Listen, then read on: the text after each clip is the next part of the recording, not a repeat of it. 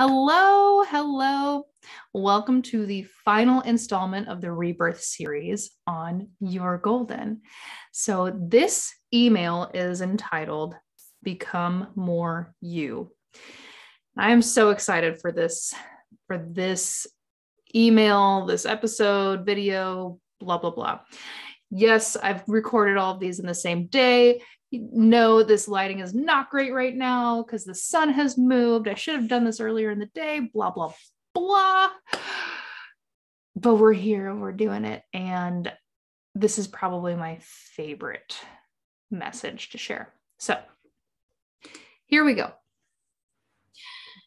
Today, as we approach the new year, because I sent this back in December, we are going to talk about the connection between being more you and expressing gratitude.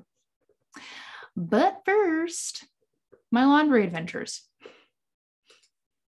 The house I'm renting right now is quirky to say the least.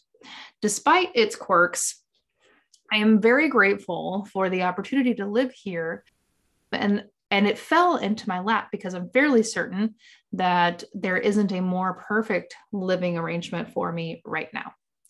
So now one of the quirks of this house is related to laundry. First, the washer and dryer are in the basement, and it's one of those basements that you really don't like to go into at night unless you absolutely have to. And second, although there is a dryer, it cannot be used due to an electrical issue with the house. So basically, I'm not doing laundry here unless absolutely necessary. So the options: laundromats or friends. The laundromat can work, but I'd just rather not. The quarters, the time sitting there, just not my cup of tea.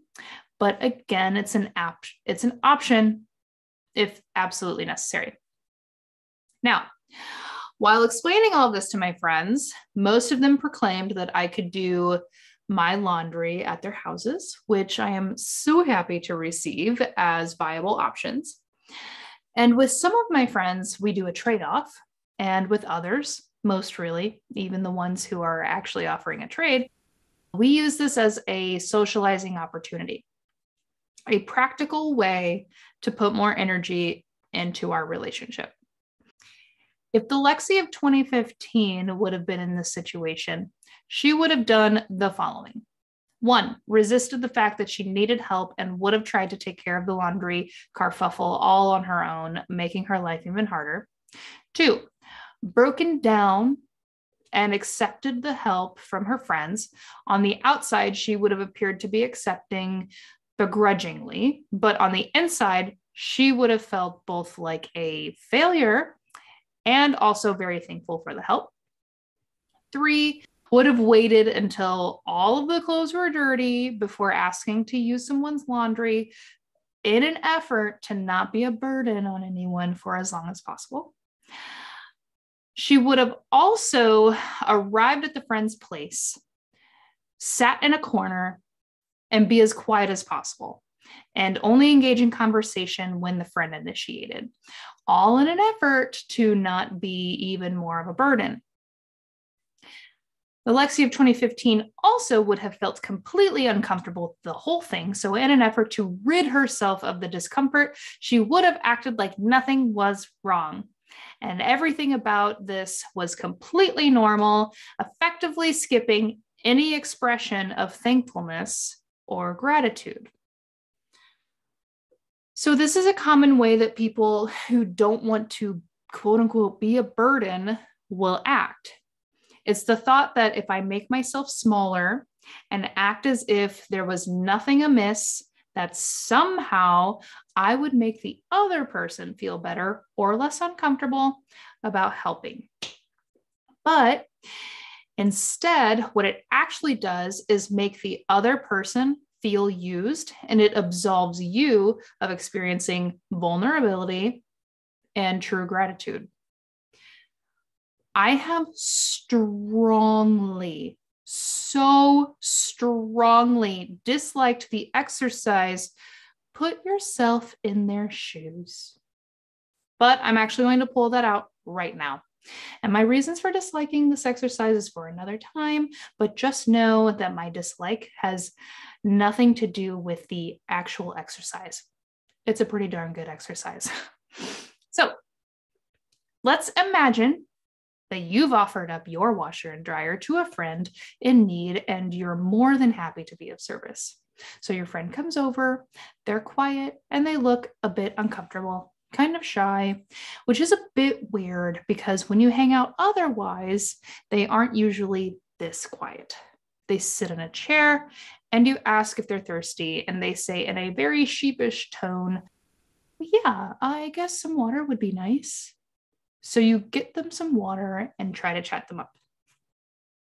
You know, you're just trying to be a good host. And after all, this is your friend. But no matter what you ask them or bring up, they aren't giving you much more than yes, no, sometimes, I guess, that sounds nice, etc. And once their chores are done, they gather their things and shyly say, "Thanks," and they're off. This is your friend, so you know they're probably feeling a bit crummy about needing help, and you give them the benefit of the doubt and help them out again. However, every time you help, the interaction is similar to the first one until there comes the first time they come over and just act like this is their own place and this is normal, and your conversations with them are a bit more lively than before, but it feels a bit contrived and kind of like a show. Oh, and then they leave in a kind of weird way, but you can't put your finger on it. And then you realize it's because they didn't even say thank you. Feels pretty crappy, yeah?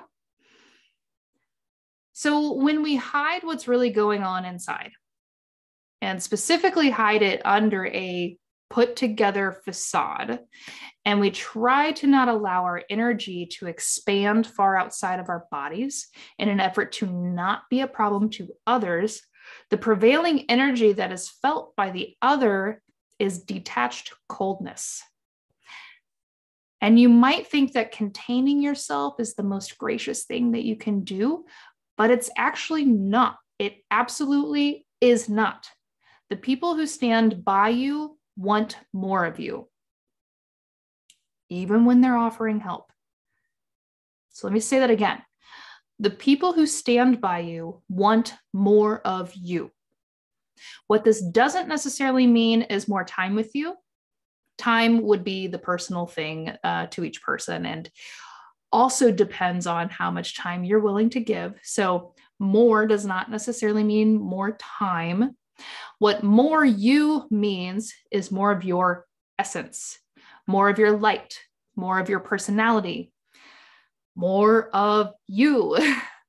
Giving a watered down version of someone, giving a watered down version of you to someone you actually care about and value is kind of like a big F you, even if your intention is nice in nature.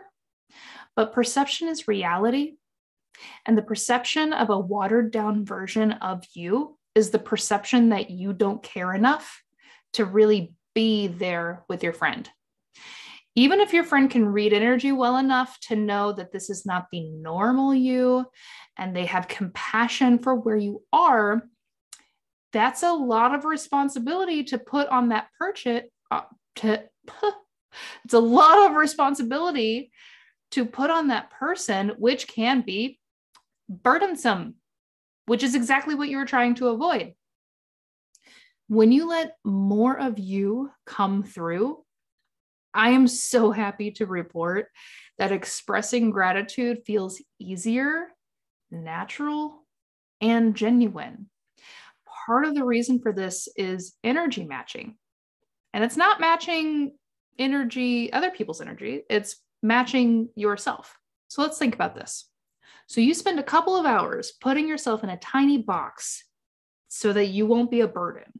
And of course, it's going to feel really weird and difficult to break out of that box in an instant so that you can express the gratitude that you're feeling on the inside after you just spent hours hiding everything that's on the inside. Shifting this behavior is going to differ from person to person, and it is a lifelong process. And note, lifelong in this context doesn't mean that you won't be more you and freely expressing gratitude until your deathbed. What it does mean is that there will always be a new opportunity at every turn to be more you. And all of the times that you decide to be more you compounds on each other. So, however, here are a few steps that I have found helpful in my experience so far. Declare your intention to be more you in more of your life. Sounds simple enough. Realize that this is a conscious effort from moment to moment and commit yourself to this work. It doesn't mean that you have to be perfect, but it does require awareness and effort. Experiment with anything that helps you feel like yourself. For me, it's been personal style.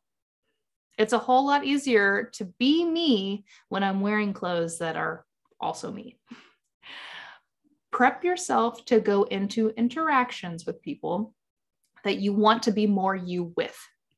This preparation could be you telling yourself that you will be more you, or you listen to some music that really speaks to your essence, or you simply spend time alone to understand who you are today and decide to show up as that. And then lastly, get to know how your mind tells you to get smaller so that you are more aware of it in the moment. And in these moments, you can decide to break through that annoying voice or not. Above all else, please have compassion for yourself during this process. If you are like me, you've been watering yourself down for almost your entire life. So this will take time, but it is so, so worth it. So everything that I shared in this video or episode or email, this is not me being on a high horse. This is me having been there and experienced what it's like to start to break free from watering yourself down. It's such a weird feeling when you're feeling gratitude and appreciation for a person, for whatever they're doing for you, that they're helping you, etc. And you just feel on the other side of it, like a burden, like, oh my gosh, if I didn't exist, then they wouldn't have to do this. And for me, that feeling like a burden was so strong that it would be so difficult for me to access the gratitude and to access the vulnerability. And in an effort to not be a burden, but also take the help, acting as if nothing was wrong or acting as if this was a totally normal thing. Oh, I don't know how to say it in a nice way, but it does not come off the way that you hope that it does. It comes off as taking advantage or not understanding the gravity of what's going on, or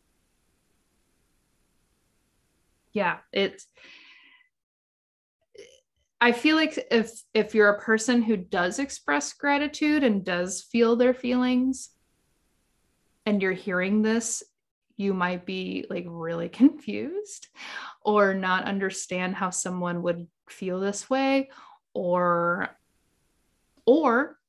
think that these people who are acting like nothing is wrong are evil or selfish or self-centered.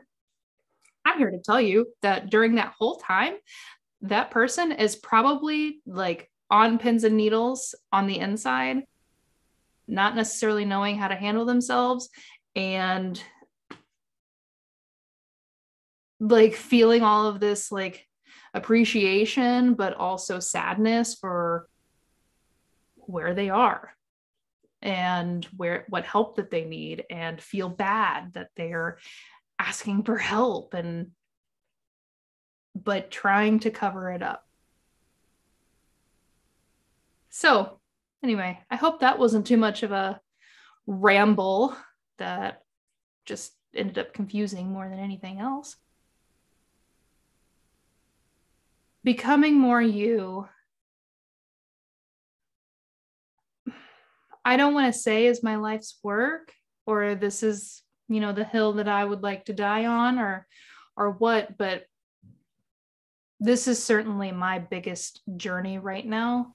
This is the biggest hurdle I think that I've ever attempted to jump over. And I feel like I guess what I'm saying is just expect more of things on this, more content along these lines of becoming more you, actually expressing yourself, being fully who you are. And it's fascinating. One of the reasons why we don't do that is because we're afraid, and we're afraid of how people will react, and being afraid of maybe being made fun of, or whatever it is. But we actually, by watering ourselves down,